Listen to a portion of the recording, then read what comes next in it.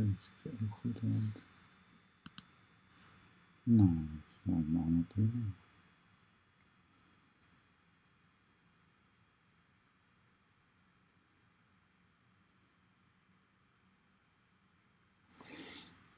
Oké.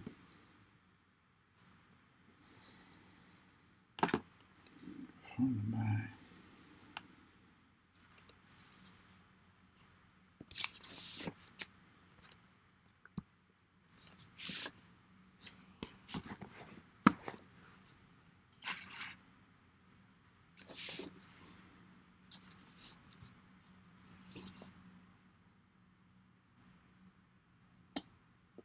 Goed. Tekst.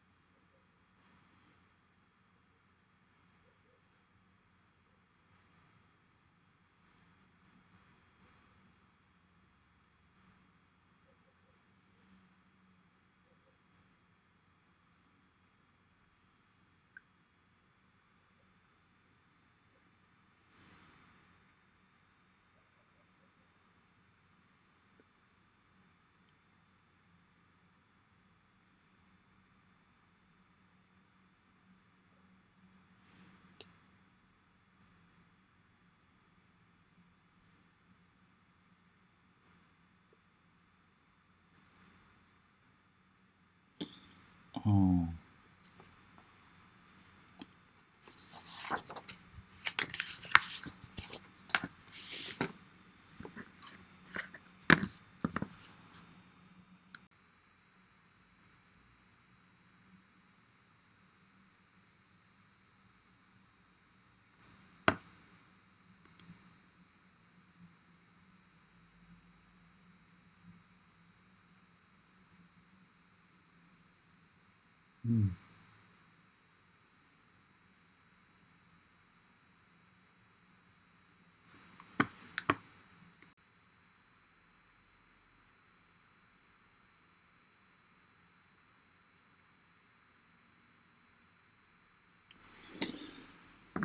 Ja,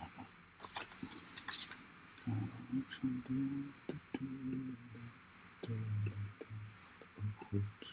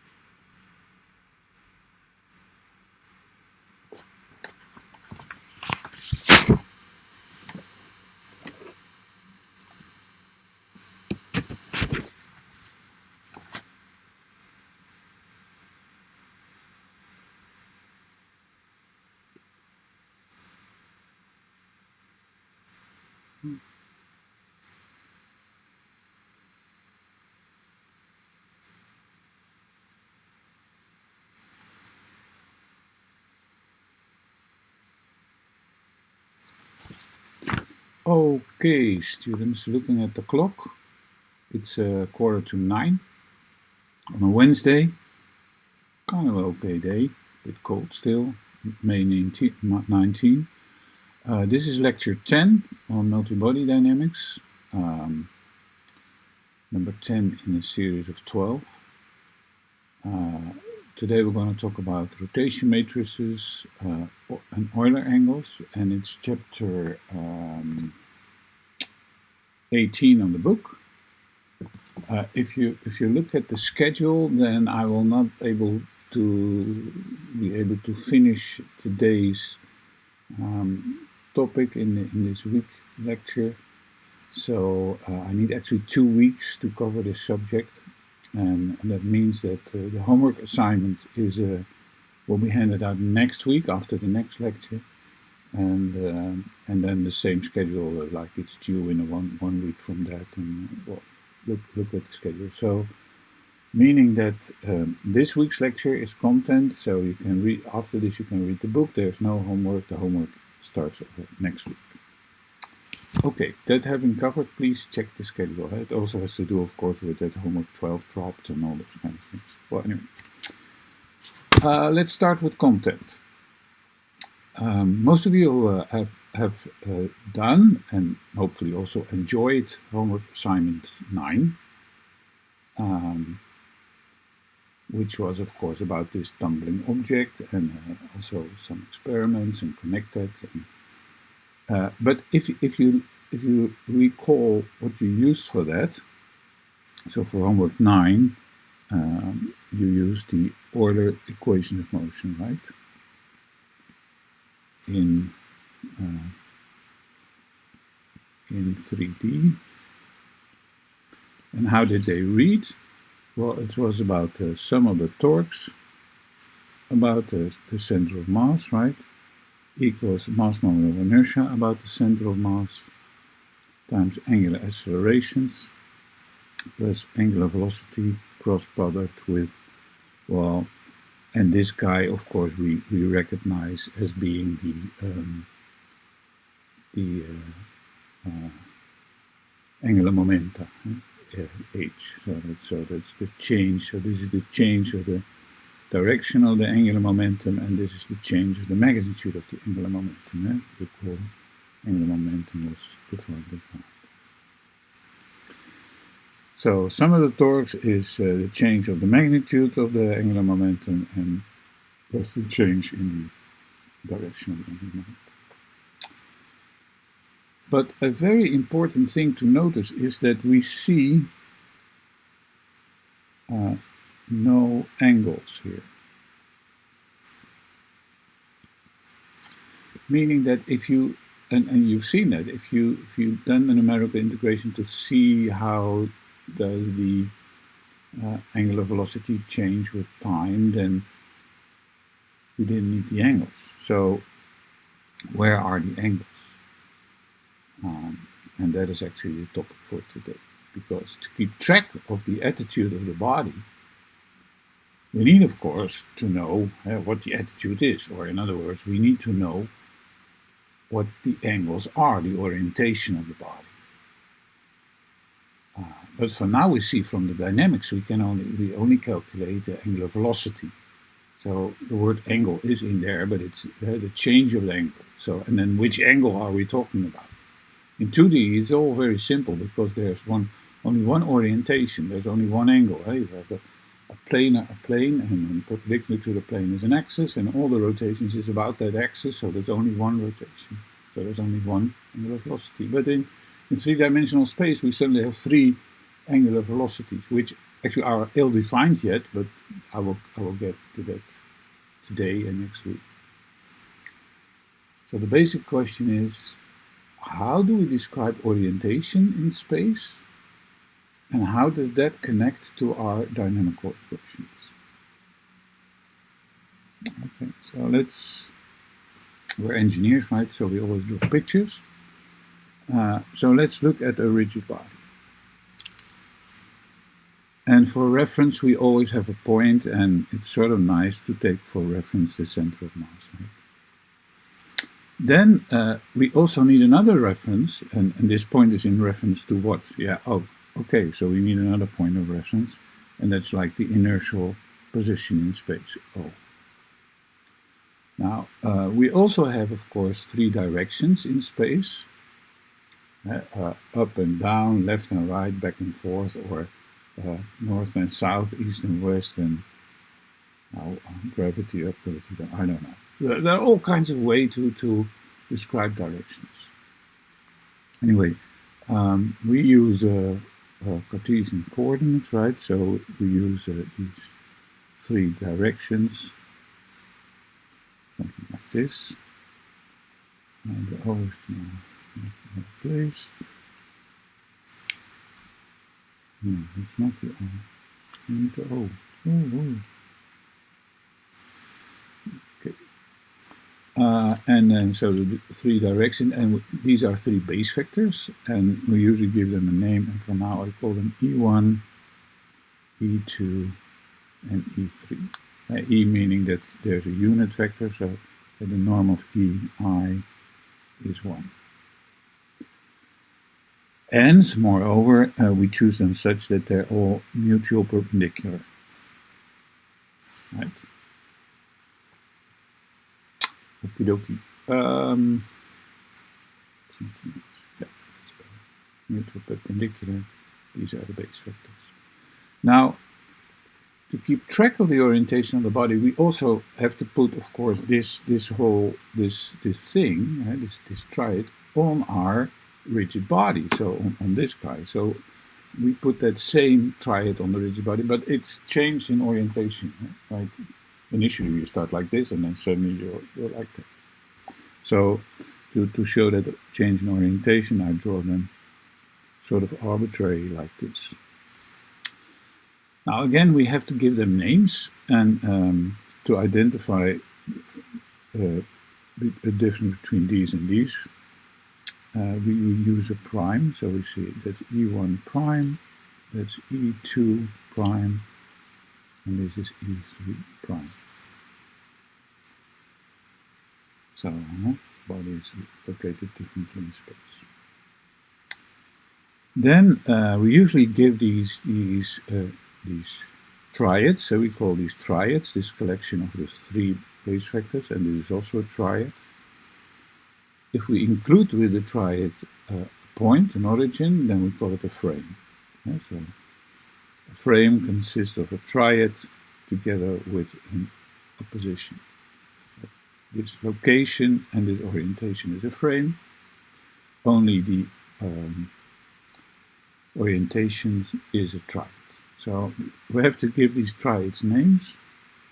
Now for this we call this triad the inertial triad, and you would say, oh, why does it use an I? That's because the capital I is usually used for inertia and those kinds of things. So inertia, right? So the N is from inertial. Then here we have a body frame, or with body triads, and then we use the curly B for the body. But you can use any letter. You can use F, or you can use things like Feach Bell or whatever. Any identifier will work. Okay. So now we have set up an origin. We have set up the triads. Now we have to identify a point, but because the whole purpose of the thing is, of course, we use our orientation to follow a position in space. And in our case, for instance, you want to follow the position of your nose in space, right? Then you have to know where is my head and how is my head oriented. So we want to check this point. So let's take this point here, P, arbitrary point in the rigid body. So this is the rigid body. And then we, of course, can find the location. First of all, we want to know the location in absolute sense. So we want to know this vector, right? So this position vector. R, the position of point P.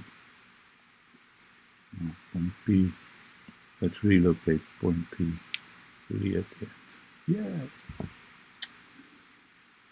But there's also another way to get to point P, and that is actually the way we usually do it. We first go to the center of mass of the body, and then within our body, we locate that point. So we first move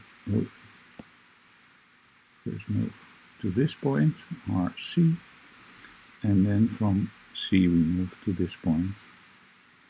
And this is, the position of P relative to C. And for now, I will call this simply the vector P. Why is that useful? Well, you can keep track of the body by just following this point C. And then this RP with respect to C, or this vector P, that is within the body. And of course, this vector within the body doesn't change for a rigid body. The position of my nose will always be relative to the center of my head up front and at a certain height. Of course, when I'm flexible, it is not, but when I'm a rigid body, this point will not change. Okay, so RC in body is constant.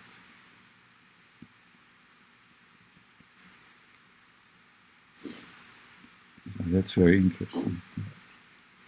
Okay, again, so how do we get at point P? So we write position of point P, position of point C, plus the position of P relative to C.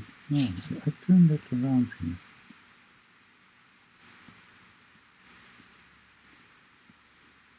I should write R P relative to C, which is point P. Yeah.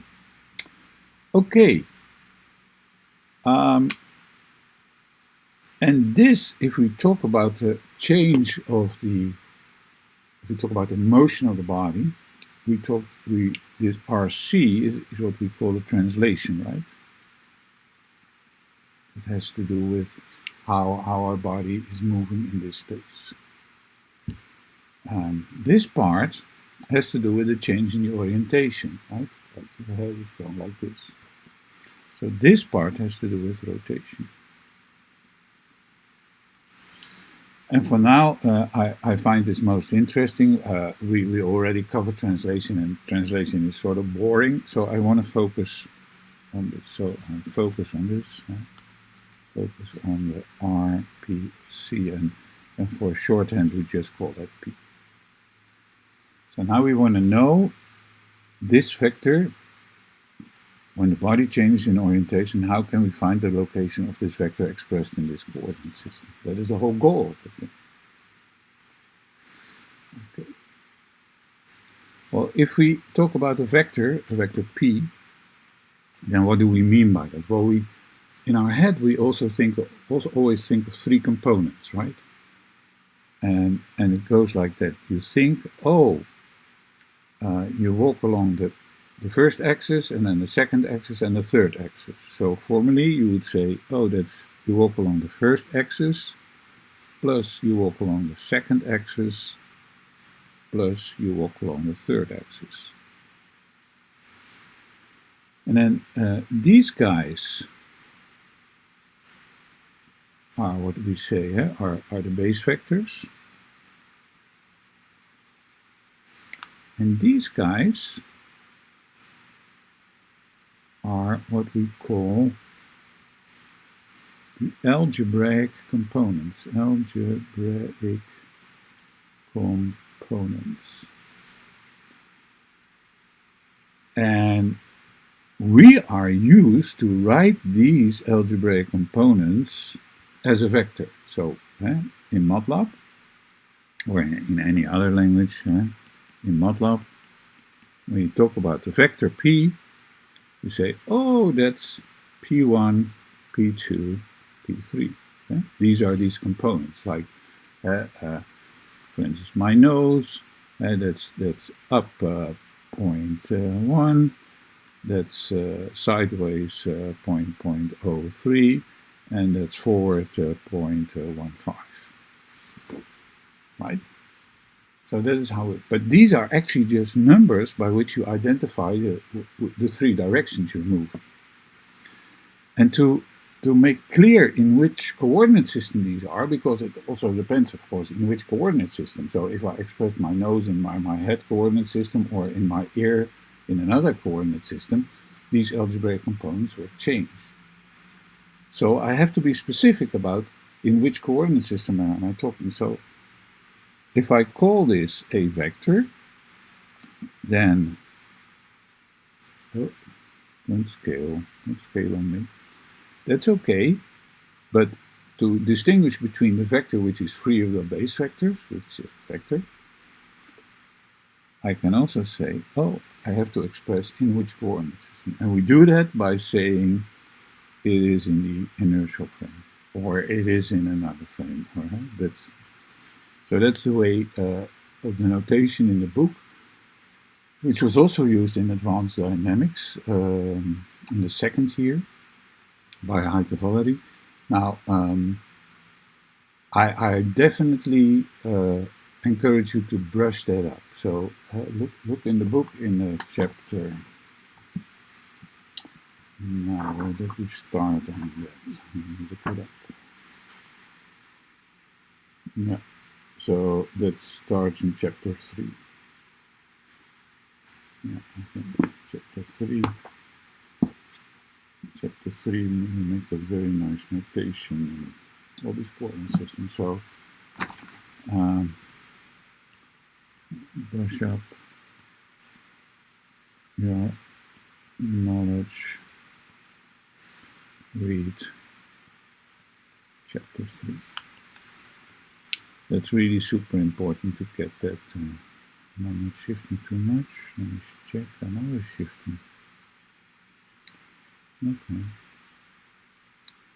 Yeah, that is 100%. Yeah. So brush up your knowledge from chapter 3 about triads, about components, about vectors.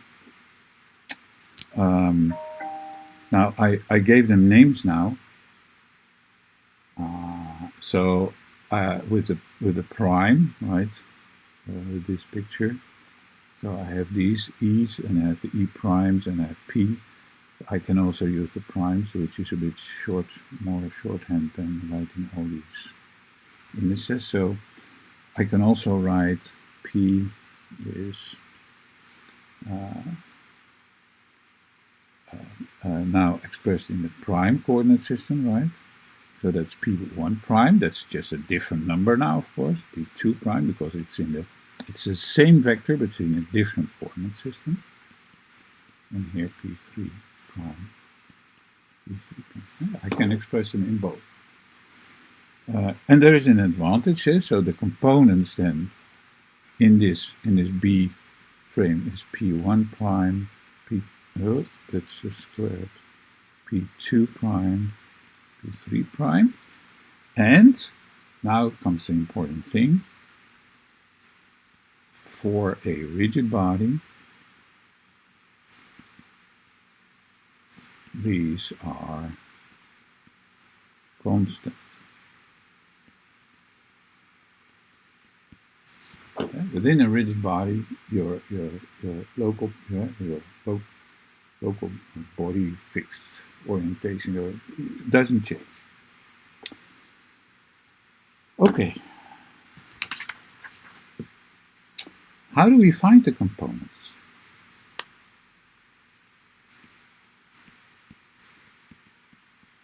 Find these algebraic components.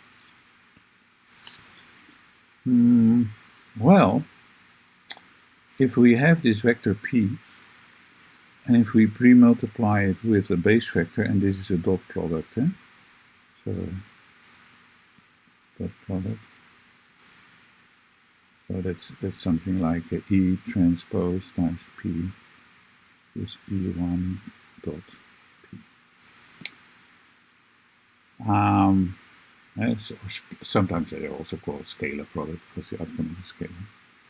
Well, if we do that, then what do we get? Well, if we express our vector P in these base vectors, so P1, E1 plus P2, E2 plus P3 E3. We get all these multiplications, and then of course we get, oh, that's P1 times this dot product plus P2 times this product plus P3 times this dot product. But since they're mutually perpendicular and unit length, this is a 1 and this is a 0 and this is a 0. So the outcome is just P1. So how do we find our components? Well, by just pre-multiplying with that base vector. So you take the vector, you take the dot product with the base vector, and then you get the component with respect to that base vector. And because there's a nice way of writing this orthogonality, EI dot EJ is 0 when I is not equal to J, and is 1 when I is equal to J. Yeah? These are orthogonal factors. So this is the way to get components. Just pre-multiply with the base vector and you get that component. And of course we can do exactly the same. Now you see how I shift. Okay.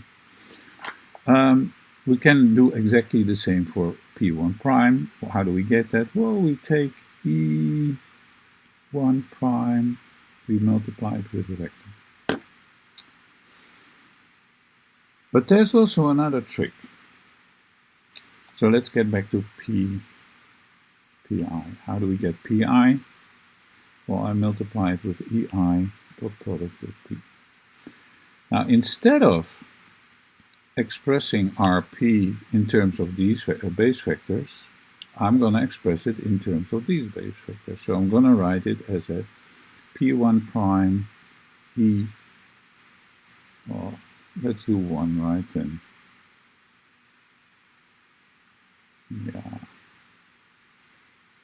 Let's start first from the special case, then to the general case. Okay. Suppose I do P1, I do E1. But now, what I'm not doing is expressing it in terms of E1, E2, and E3, but in terms of E1 prime plus E2 prime plus E3 prime. Meaning I have my components P2 prime, P3 prime. Or if I write that out, I get P1 prime. Well, maybe I'll change it.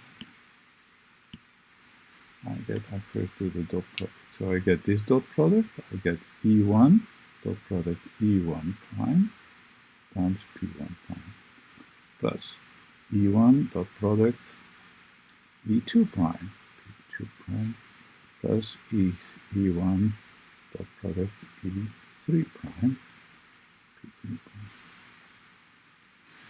Now, only in a very special case, some of these products are 0 when they're orthogonal, but in a very general case, these are not. Yeah? If we draw a small picture, and this was the initial one, E1, E2, E3, and here we have our rigid body, and I just draw these projections, right? E1 prime, E2 prime, and E3 prime, 3.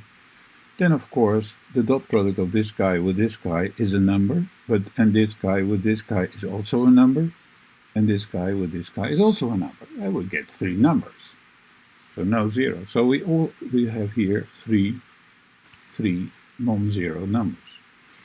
But we now have that's sort of nice. We have an expression for the component of that point P. Component of this point P in this coordinate system, which makes sort of sense because it's the projection of all these directions on this one. So we know we only want to know in this one direction what is the component. Likewise, we can do it in the second and in the third direction. So we can build a whole set of equations, right? to express one in the other. So let's do that. We can say P1, P2, P3 equals, and there's a whole mapping. And then here we have P1 prime, P2 prime, P3 prime, should be 2. Okay, well, the first one we know, right? That's E1 dot product E1 prime. Then the second one is E1 dot product E2 prime, and the third one is E1 dot product E3 prime. Well, just by simple reasoning, of course, you can come up with the next line. If we want to have P2, we have to just multiply the thing with P2 with E2. So I get E2 dot product E1 prime, E2 dot product E2 prime, E2 dot product E3 prime. And the last one is even simpler. 3 dots, E1 prime, E2 prime, E3 prime. So we get here 9 products of E, I, and J prime. That's not a nice E. It's also always when you're in a hurry, it doesn't pay. Because, so EI prime and EI and EJ prime. All the 9 the possible products, right? Because I and J is 1, 2, 3. All the possible dot products we can make. And there's even a nice way of writing that, of course. You can write PI equals EI dot product J prime times P prime J. I and J is 1, 2, 3. And actually, this looks like a matrix, right? So we can also write PI is R, IJ. And lo and behold, it took some time. This guy we call the rotation matrix.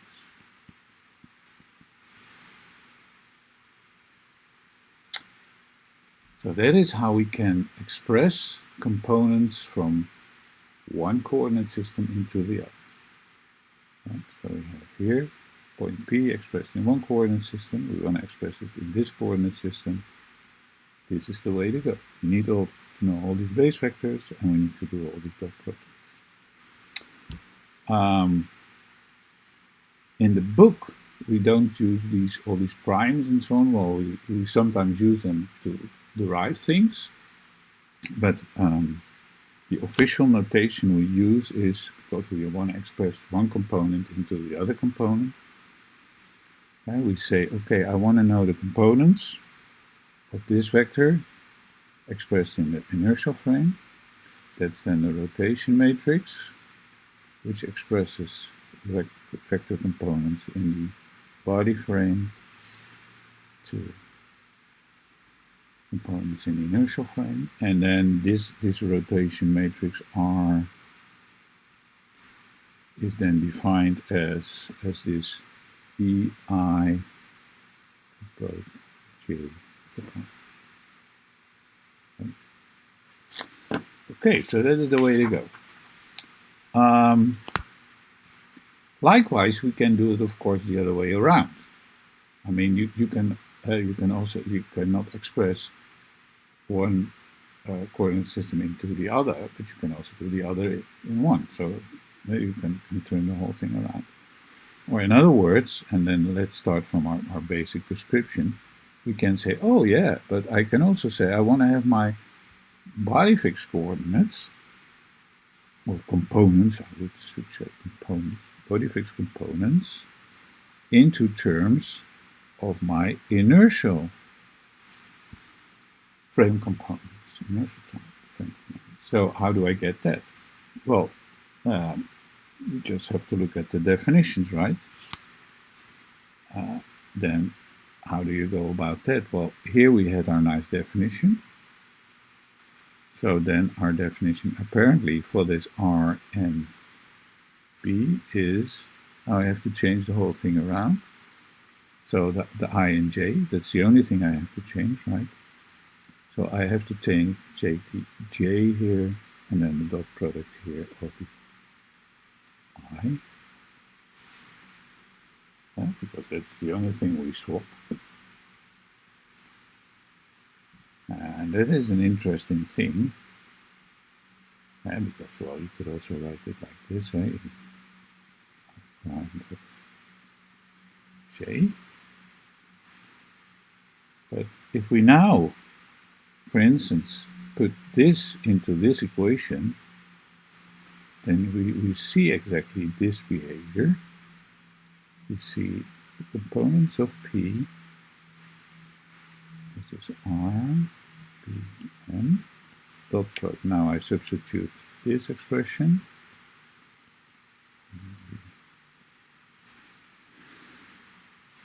Times P. And now, of course, if here I have components expressed in inertial frame, and here again, then this should be the identity, right? So R, P, N, dot with R and B should be the identity matrix.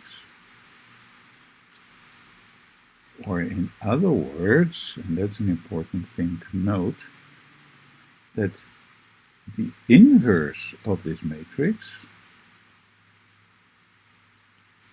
is equal to the transpose of this matrix.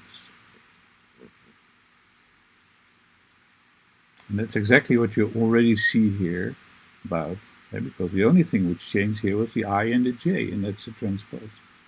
And you think, how do you come about? Well, because these, you can read this as constraint equations. If I have two matrices, A and B, and I multiply them and I get the identity, that's a lot of constraints I have on these matrices. In other words, we have R times R transpose, that's just a shorthand notation. So we say the rotation matrix is orthogonal. Yeah, I would even say, I like to say orthonormal. And why do I say orthonormal? Because they're mutual perpendicular in the sense that the transpose is the times the matrix is the identity, but on the diagonal you also get one, so they're not only perpendicular, but also they have a length of one. Now, there's an interesting thing. You can read this as constraints. You can read this. These are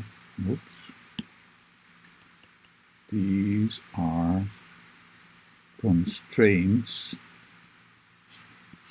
on the R matrix, the rotation matrix, right? I mean, this is just a set of equations.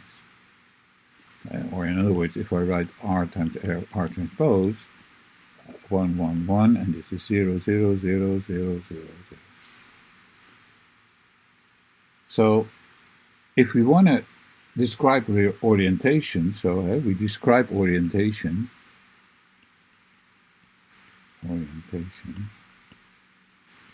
with this matrix R. And we haven't really said how we're going to do that. And in principle, this R has 9 components. Yeah? So R has 9 components.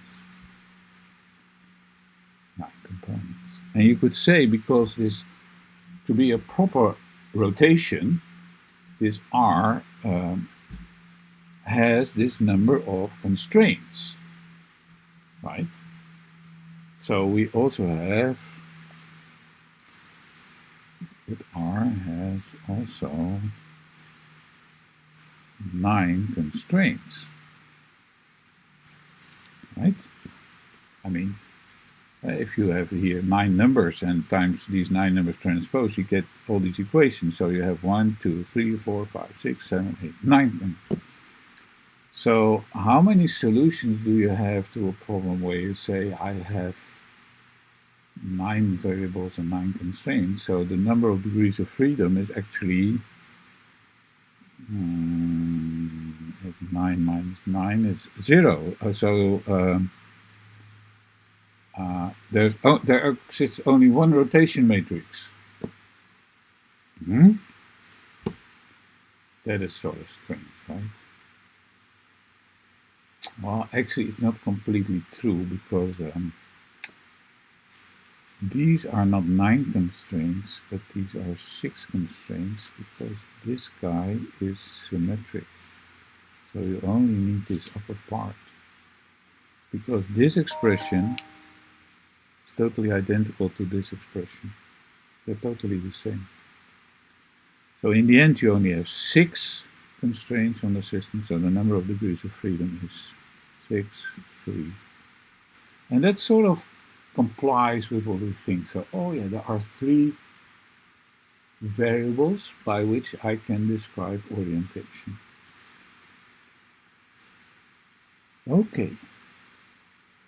We will get back to that. So there are 3 parameters.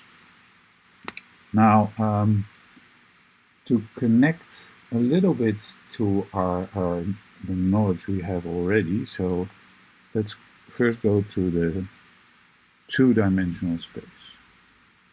So in the 2D space, we have a rotation matrix R, which is a 2 by 2, right? 2 by 2 matrix, and meaning you have 4 entries. And then if you do this R times R transpose, you get 1, 0, 1, yeah? And because it's symmetric, you have 3 constraints, meaning that you have 1 degree of freedom. So there is one parameter to describe the rotation matrix in 2D. And most of you are familiar with that, of course, because that one parameter is we identify as the rotation about the vertical axis, right? Okay, rotation about the vertical axis. So how did that go? Well, we had like this coordinate system, x, y. Then we have this rotated coordinate system, right? X prime, y prime, and then we have this angle phi. And if we talk about our base vectors, then we would have to draw this figure. Yeah, it's right next to that. We have this base vector E1, and we have E2, and here we have E1 prime, and here we have E2 prime. And with this angle phi, we can identify what all these base vectors are, right? E1 is that's 1, 0, right? And E2 is 0, 1, and E1 prime is expressed in. We have to express everything in one coordinate system. And of course, I just took the inertial frame here.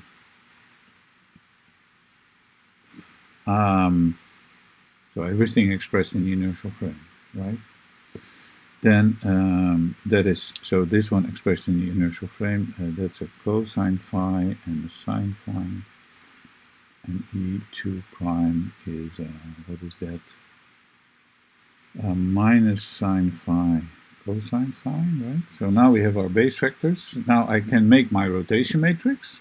Right? So my rotation matrix for my body frame was, if I remember well, EI dot product IJ prime.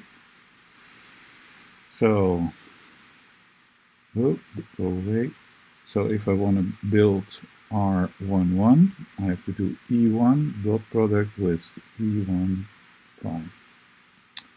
Is E1 is 1, 0, dot product with E1 prime is cosine phi, sine phi, and the answer is cosine phi.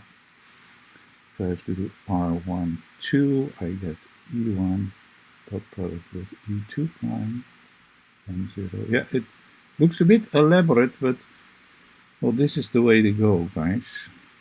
It's how it is. Okay, let's just go through the motion. R21 is E2 dot product E1 prime 01 cosine phi sine phi, and also sine phi. Oops. And R22 is E2 dot product E2 01 dot product cosine phi.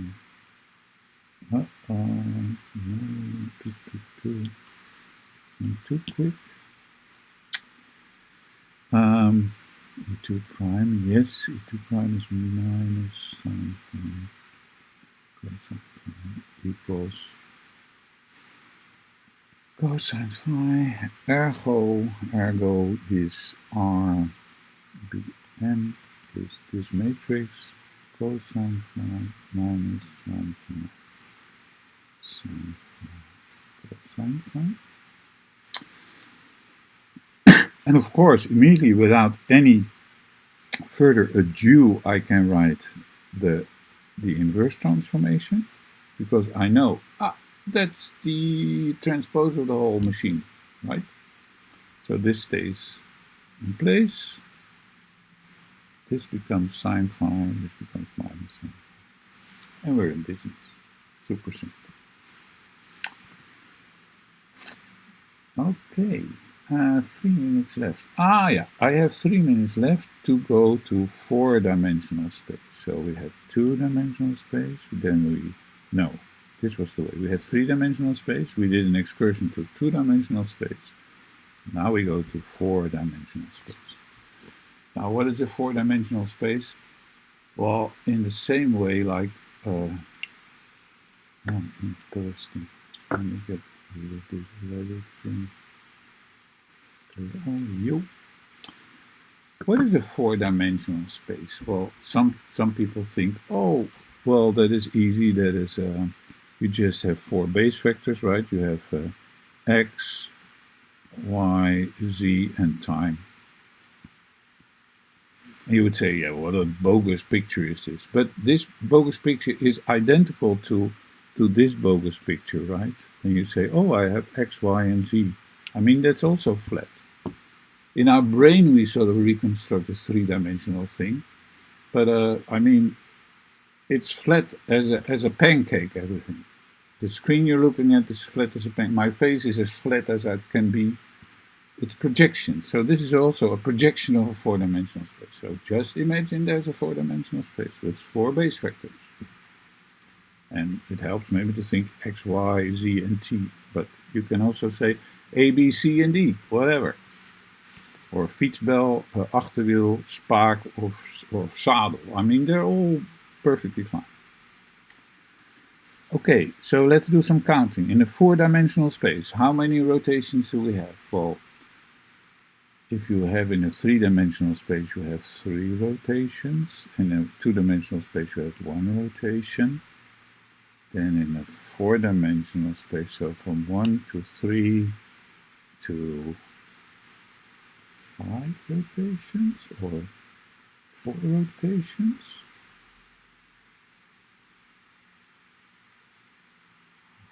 How many? Well, you would think, oh, in a 3D space I have 3 axes, so I have 3 rotations, but error. In a 2-dimensional space I have 2 axes, only 1 rotation. So 4-dimensional space, 4 rotations, that can't be right. Because it's not about the number of axes. Again, it's not about the number of axes. Again, it's not about the number of axes. So the number of rotations, 3 here, is totally coinciding with the 3 here. They have nothing to do, well, nothing to do with each other. Nothing, eh? I'm from Barcelona, I know nothing. Nothing. 3 and the 3 is pure coincidence. Okay. How many rotations in a 4-dimensional space? Well, the answer is, of course, super simple. In a four-dimensional space, the rotation matrix is 4 by 4, meaning we have these 1, 2, 3, 4, 1, 2, 3, 4, 1, 2, 3, 4, 1, 2, 3, 4. 16 components, right? Okay. Now, so you would say, oh, 16 unique numbers. No, no, no, no. You say, we have to have this orthogonality.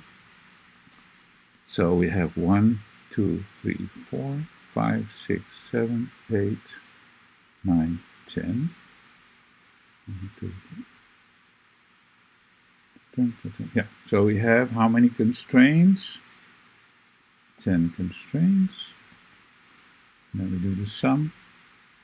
So we have 6 free parameters. Or in other words, in a four-dimensional space, you have 6 rotations.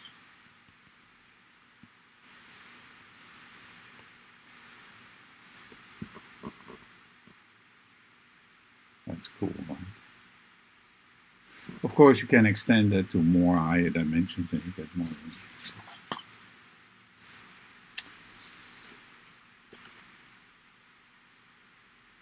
Then I like to use, oh yeah, I'm allowed to teach for an hour, right?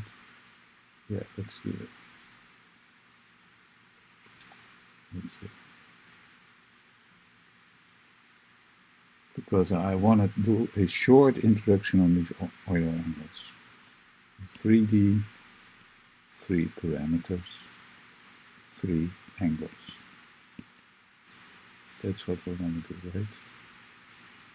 And what do we do for angles? Well, we usually, in 3D, we use the 3 Euler angles. And how does that go? Well, I always say it's like a recipe. It's a recipe. It's like baking a cake. Yeah? So here you have a nice cake.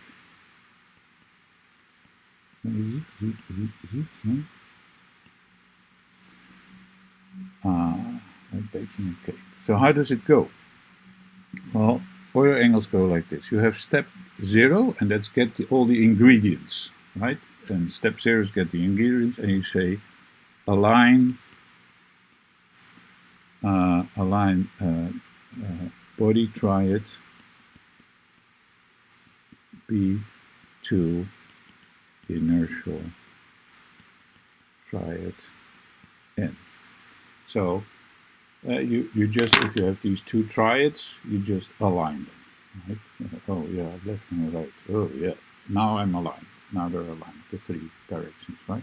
So you don't want to start quick. You want to start with these 2 triads or frames aligned. Then the first step you do is you say you rotate, and I always forget, an angle phi about the z-axis. The second step, that's a second rotation, you rotate an angle theta about the rotated, meaning I use the, which axis? I use all body axis, rotated x-axis. And then the second step, the third step, sorry, is you rotate an angle, how do we call that angle? Psi. It's rather arbitrary, but for some reason people like to use phi, theta, psi, about the rotated, because it's the second time it's rotated, z-axis. That's a bit strange. Z x z. You would say, oh, that's probably a y. No, no, no, no, no. In this case, it's a z-axis. Now you can make a drawing of that, and the drawing you make is okay. I start with these coordinate systems, right? And let's use the prime things we had. So we have x, y, and z.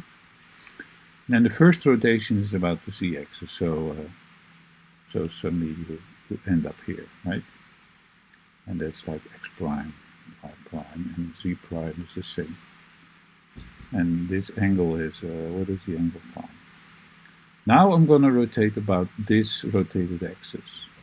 And the angle is theta, so suddenly I get an axis here, I get an axis here, so that's y double prime.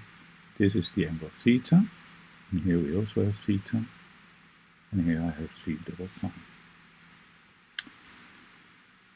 So that's rotated about this guy, and this guy then doesn't change because the rotation is about that guy. And then again I rotate about this guy and an angle psi. So this is then z triple prime, and then yeah, I have to draw again, and this is then the angle psi triple prime. And then the rotation matrix from our body fixed to our inertial frame is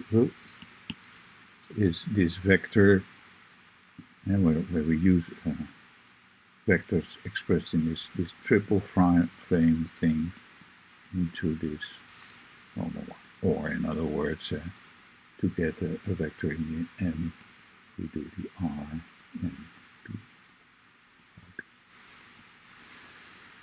Now this is a mess.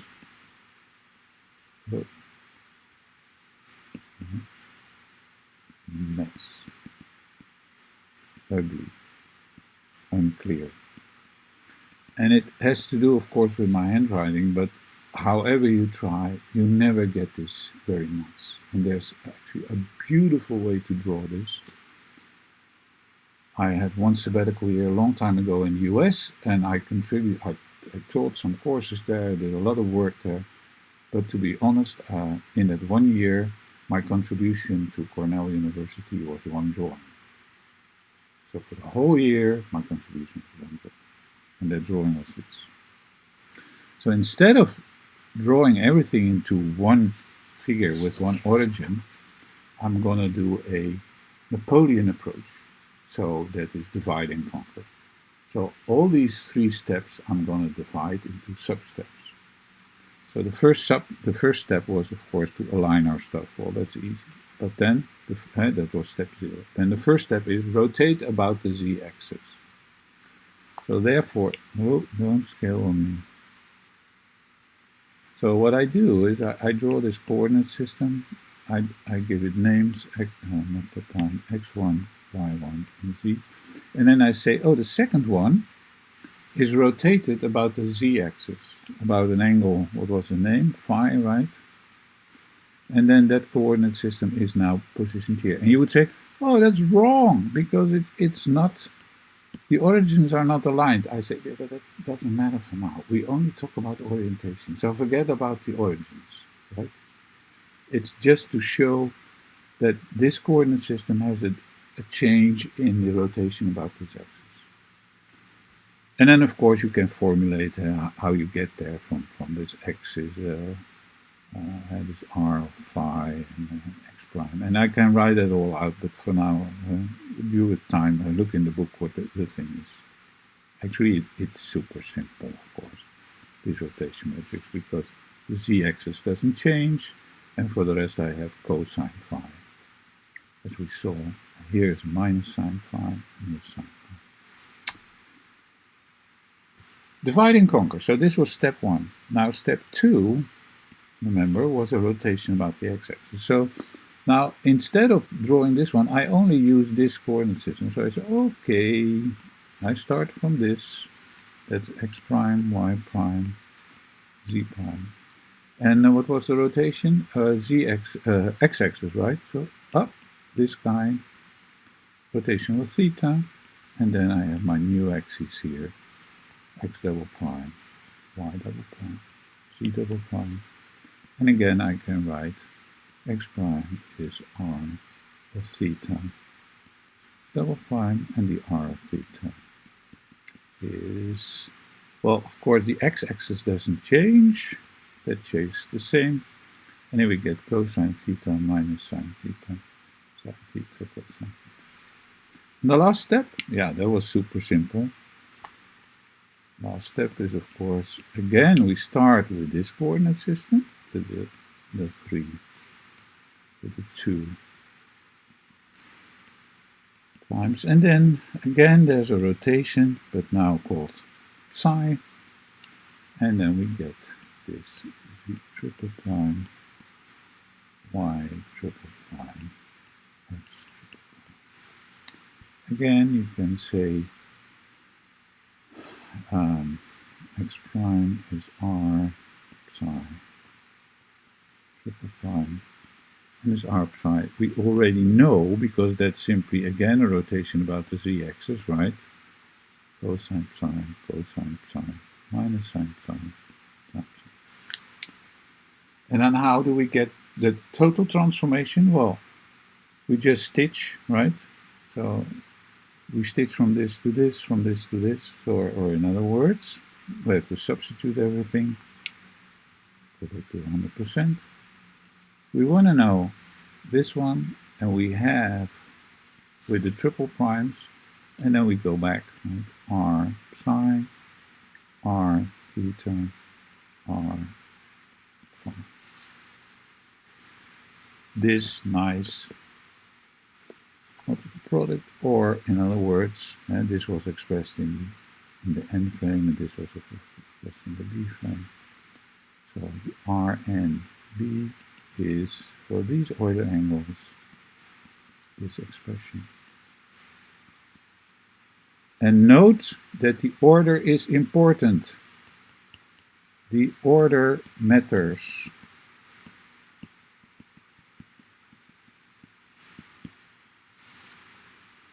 Meaning that if you have a book, and I take an arbitrary book, and you do first rotation this and then rotation that, and you say, no, I do first rotation this and then rotation that, you get different orientations. So the order matters, and that's what you see in the matrices here, because if you take a matrix product, A times B, for matrices, we all know, everybody knows, A times B is not equal to B times A. The order matters, and the same here. We have these 2, 3 rotation matrices. If you change the order, you get a different orientation. So it's super important, if you bake a cake, to not first throw all the ingredients in the oven, light the oven, get it out and mix it. You're not getting a cake. The way to go is you get all the ingredients, you put it in, you mix it, you start the oven, you put it in the oven, and you wait. And don't mix the order. Don't say, I'm going to mix the ingredients, I'm going to put it in the oven, and then when I get it out, I light the oven. It's not going to work. Or, well, think of any order. It will not do. You will never get a correct cake. And likewise with the rotation matrix, you will never get a correct rotation. Okay, time's up. By the way, for vectors, that holds, right? For vectors or scalars, A times B is B times A, right? For the dot product, although for the cross product not, right? And for scalars, A times B, let's do this, is B times A. So scalars, yes. Vectors, well, if we talk dot product, cross product, but cross product is strange. That's only in a 3-dimensional space.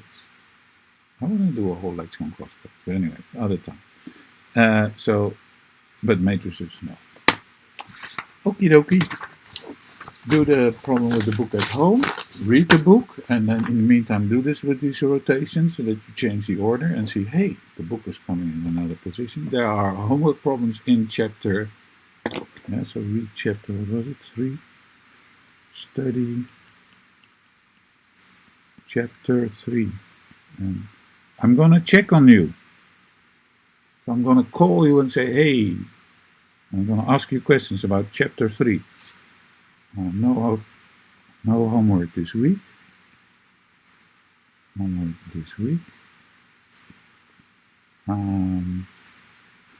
Next week we continue with this.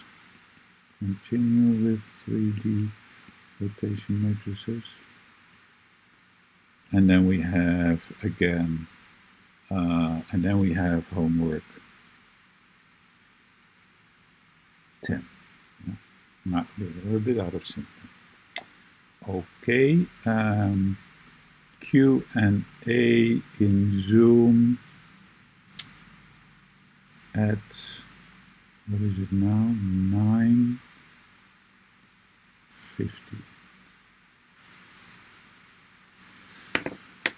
Okay.